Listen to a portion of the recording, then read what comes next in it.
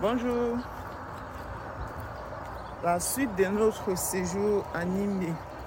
Comme je l'ai dit dans les précédentes vidéos, je le rappelle pour ceux qui découvrent la vidéo ici, le village où nous sommes venus pour ce travail en pisciculture est situé dans la région de l'Est au Cameroun, entre Abomban et Atok, quittant Bertois pour Yaoundé.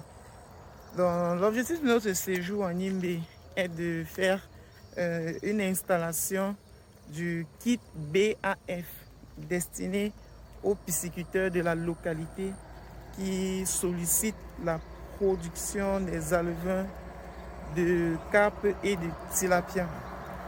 Donc, ça fait déjà 2 jours et demi, disons 3 jours, puisqu'aujourd'hui c'est la troisième nuit que nous avons passé à Nimbe, que nous sommes là pour ce projet de pisciculture.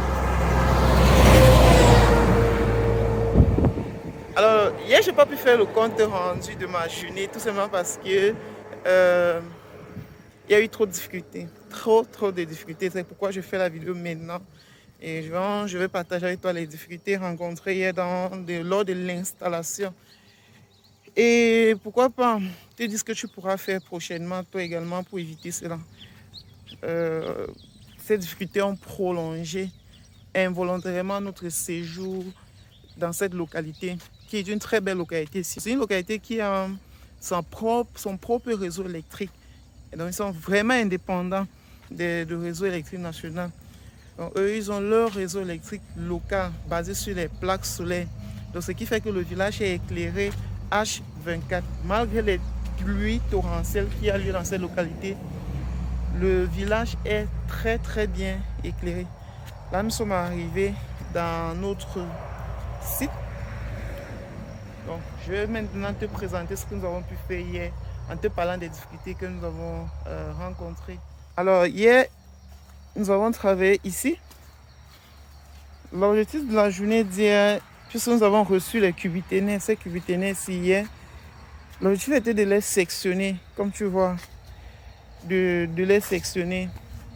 Dans ces cubiténés, où va se dérouler la production des alevins. Donc, après éclosion dans le kit BEF, les alevins vont être transférés dans ces cubiténés pour la phase d'alevinage. Et je t'ai expliqué que la différence entre ces deux phases de production est très simple. La première phase consiste à incuber, éclore et faire le suivi des larves durant la phase sensible de croissance des larves, qui est évidemment située entre le jour d'éclosion et le 15e et 21e jour post-éclosion. Tout dépendra des espèces. Donc, c'est la phase la plus fragile, la plus sensible pour la jeune larve. Donc, raison pour laquelle le kit BEF va s'occuper de porter les œufs jusqu'à l'éclosion, puis jusqu'au 15e ou 21e jour, fonction de l'espèce, avant maintenant de transférer ces larves dans le kit BAF qui est plus indiqué pour l'alevinat. L'alevinat, c'est la production des alevins, donc partant des larves jusqu'à la taille sensiblement commerciale, donc, qui peut sortir de l'écloserie déjà. Donc voilà. C'est encore cette phase d'alevinage est encore appelée nursery. Donc c'est la salle où nous produisons les alevins.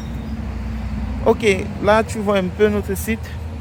Donc ceci a été fabriqué, c'est le support. C'est avec ce support, c'est là que nous allons suspendre ces cubiténés.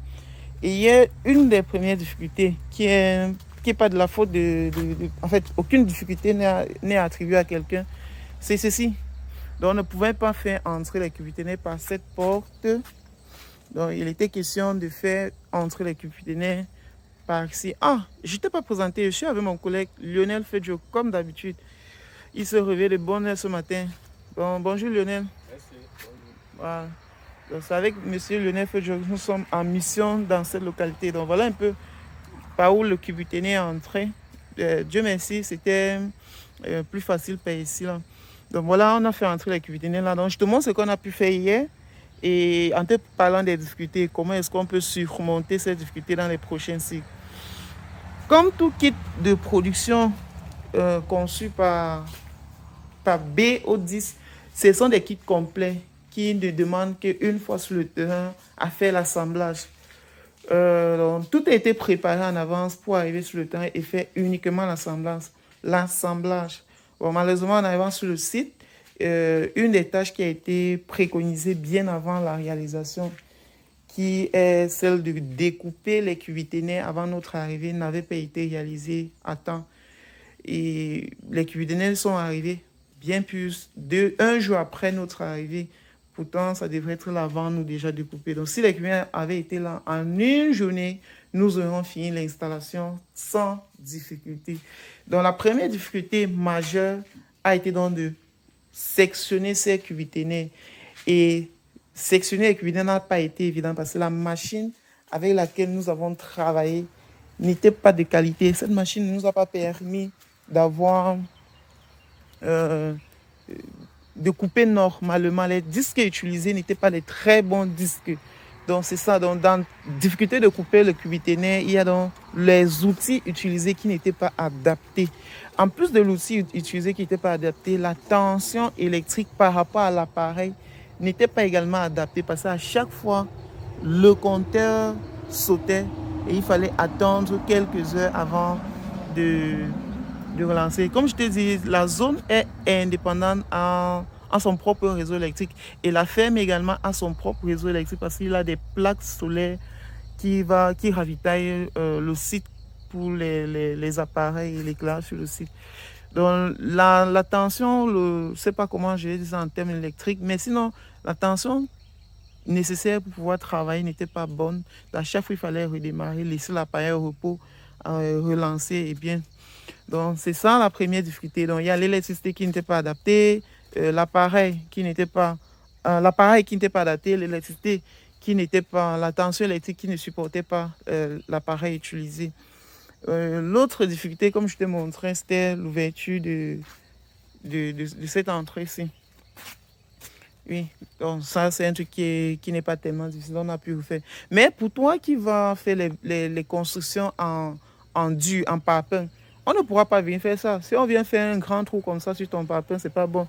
Donc je profite pour te donner les dimensions de l'ouverture de la salle pour accueillir un dispositif BAF. Il faut une ouverture. Cette ouverture-ci fait 1,2 mètres, donc 120 cm. Donc, ici, il faudra faire l'effort de donner une très grande ouverture ici. Donc la porte même normale d'une salle pour l'éclosion, c'est minimum 130, 140 cm en moyenne qu'il faut réserver pour la porte d'entrée pour ta salle. En termes d'hauteur, tu peux te maintenir une hauteur de 2 mètres 20, 2 mètres 30 en moyenne, si je peux rater les chiffres. Donc voilà, ici c'est la solution pour ceux qui vont faire les salles en semi-dur.